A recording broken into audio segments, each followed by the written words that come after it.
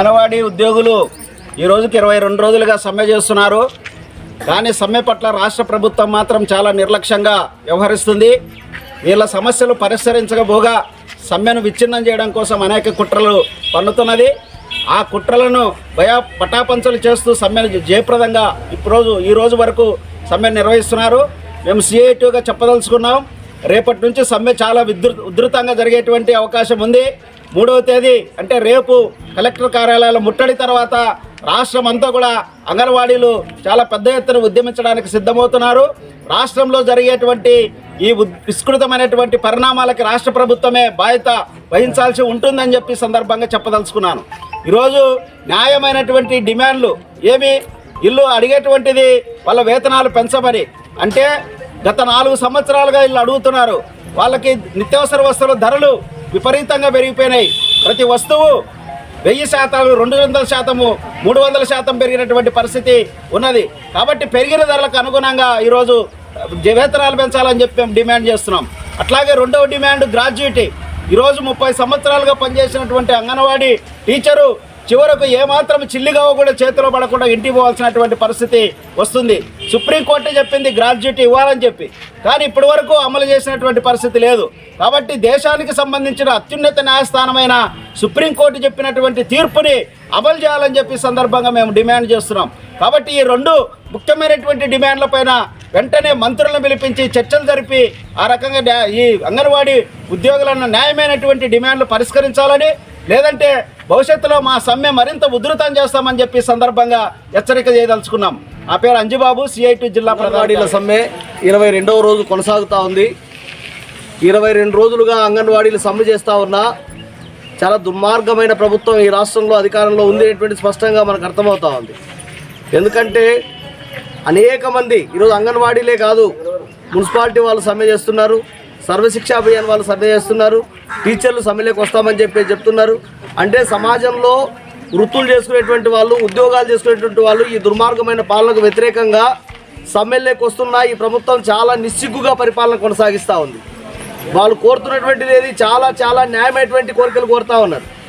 ఏదైతే ఈ దేశానికి అత్యున్నతమైనటువంటి న్యాయస్థానం ఉందో అలాంటి న్యాయస్థానం ఇచ్చేటువంటి తీర్పులను సైతం ఈ రాష్ట్రంలో ఉండేటువంటి ప్రభుత్వం అమలు చేసేటువంటి పాపాన పోవట్లేదు. సుప్రీంకోర్టు చెప్పింది 26,000 వేతనం ఇవ్వమని చెప్పేసి, ఈ రాష్ట్రంలో ఉన్న ముఖ్యమంత్రి తాను హామీ ఇచ్చాడు, నేను తెలంగాణ కంటే 1000 రూపాయలు అదనంగా ఇస్తానని చెప్పేసి తాను చెప్పిన హామీని నెరవేర్చట్లేదు. సుప్రీంకోర్టు చెప్పినటువంటి తీర్పును అమలు చేసేటువంటి పరిస్థితి లేదు. అదేవిధంగా గ్రాట్యుటీ అయ్యా మేము కార్మికులుగా చాలా సేవలు అందించాం, ఆ రకంగా సుప్రీంకోర్టు చెప్పింది గ్రాట్యుటీ ఇవ్వమని చెప్పేసి అంటే ఈ రాష్ట్రంలో ఉన్న మంత్రి ఆయన చదువుకున్నాడో లేదో తెలియదు. ఒకవైపు సుప్రీంకోర్టు తీర్పిస్తుంది, మీరు తిరిగి సుప్రీంకోర్టు దగ్గర నుండి జీవో తీసుకురండి అని చెప్తాడు. మరి మీరెందుకు అధికారంలో ఉండడం, మీరెందుకోసం పరిపాలన చేయడం?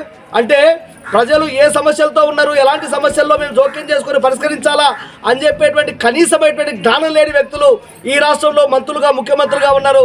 ఖబర్దార్ అని చెప్పేటువంటి హెచ్చరికతోటి ఈరోజు సమ్మె జరుగుతూ ఉంది అంగన్వాడీలది.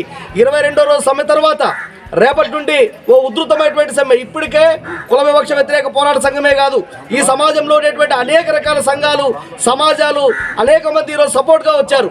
రేపటిలోపు మంత్రులు, అధికారులు వెంటనే జోక్యం చేసుకొని సమ్మెను వినిపింపజేసేలాగా సమస్యలను పరిష్కరించకపోతే మరింత పెద్ద ఎత్తున రేపు కలెక్టరేట్ ముట్టడితో ప్రారంభించి ఈ ప్రభుత్వాన్ని స్తంభింపజేసేదాకా ఉద్యమిస్తామని చెప్పేసి నేను తెలియజేస్తా ఉన్నాను.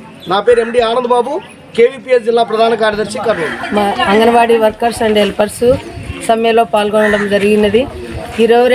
మా యొక్క సమ్మె 22 రోజులుగా జరుగుతున్నప్పటికీ సీఎం గారు మరి కొంచెం కూడా స్పందించడం లేదు. మా పట్ల ఇంకా మొండి వైఖరితో ఆయన ఉంటున్నాడు. మేమేం ఆయనను గొంతెమ్మ కోరడం లేదు. మాకు కావాల్సినటువంటి కనీస వేతనం 26,000 ఇవ్వాలని సుప్రీంకోర్టు ఏదైతే తీర్పిచ్చిందో దాని ప్రకారం మాకు మరి గ్రాట్యుటీ అమలు చేయాలని ప్రధానంగా మేము డిమాండ్ చేస్తున్నాం. అయినప్పటికీ సీఎం ఇంకనో చర్చలకు 4 సార్లు పిలిచి కేవలము మరి అవి నామమాత్రంగా మరి కోరికలను తీర్చినట్లుగా పేపర్లలో సాక్షి పేపర్లు ముఖ్యంగా అబద్ధాలతో అనేకమైనటువంటి రాతలు రాయిస్తూ ఉంటున్నాడు. మరి మంత్రులు కూడా మా పట్ల నిర్లక్ష్యంగా వ్యవహరిస్తూ మరి దురుసుగా మా పట్ల ప్రవర్తిస్తున్నారు. విశేశ్రీ మరి మహిళ అయినప్పటికీ మన సీఎం గారు మహిళా పక్షపాతని చెప్పుకుంటూ మహిళల పట్ల ఇంకా మొండిగా ప్రవర్తిస్తూ మమ్మల్ని నిర్లక్ష్యం చేస్తున్నాడు. కాబట్టి ఈ యొక్క సమ్మె సందర్భంగా మేమందరం తెలియజేస్తుంటున్నాం. మా పట్ల అనేక సంఘాలు మా పక్షంగా ఉన్నారు. మేము ఎవరు కూడా భయపడము. ఈరోజు మాకు ఈ సీఎం గారు పిలిచి మా సమస్యలు పరిష్కరించకపోతే మరింత మా యొక్క సమ్మె ఉధృతంగా మరి చేస్తామని చెప్పి ఈ సందర్భంగా నేను తెలియజేస్తుంటున్నాను. గోనెగండ్ల మండలం పెద్దమరివీడు మల్లేశ్వరి.